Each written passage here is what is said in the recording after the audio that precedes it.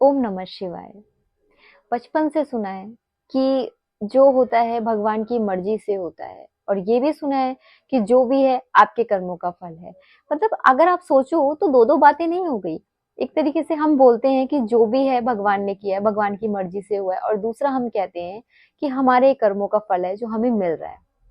2 बातें हो गई ना। आप सोचिए कि किसी की लाइफ में सब कुछ है, किसी चीज़ की कोई कमी नहीं है और दूसरा एक बच्चे को खाने तक को भी नसीब नहीं हो रहा, ना ही उन्हें घर मिल रहा है। तो ये सब कुछ क्या है? ये सब कुछ क्या भगवान कर रहे हैं? आपको सच में ऐसा लगता है कि ये सब भगवान की देन है? आप सोचिए जो अलौकिक जो फिज़िकल हम लोग हैं मतलब 3D वर्ल्ड जो बोला जाता है, तो इसमें अगर पेरेंट्स हमारे हैं और उनके 2 बच्चे हैं, तो क्या वो अपने बच्चों के अगर उन्हें दिया जाए कि अपने बच्चों की किस्मत लिखे, तो आपको क्या लगता है कि हमारे पेरेंट्स एक बच्चे की किस्मत में सब कुछ अच्छा लिख देंगे और दूसरे बच्चे की किस्मत में बीमारी, दुःख ये सब लिखेंगे? नहीं। बिल्कुल भी नहीं लिखेंगे। तो जिस परमात्मा ने जब हमारे पेरेंट्स हमारा गलत नहीं लिख सकते, तो जिस परमात्मा ने सृष्टि का निर्माण किया है, जिस परमात्मा ने हम आत्मा को इस सृष्टि पे भेजा है, क्या वो हमारे साथ कभी कुछ गलत कर सकते हैं? नहीं।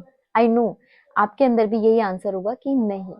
तो ये बोलना छोड़िए क्योंकि कहीं न कहीं सोसाइटी 2 चीज़ों को बोलती है। एक तो जो भी हो रहा है परमात्मा की मर्ज़ी से हो रहा है, वही कर रहे हैं। दूसरा कि सब हमारे कर्मों का फल है।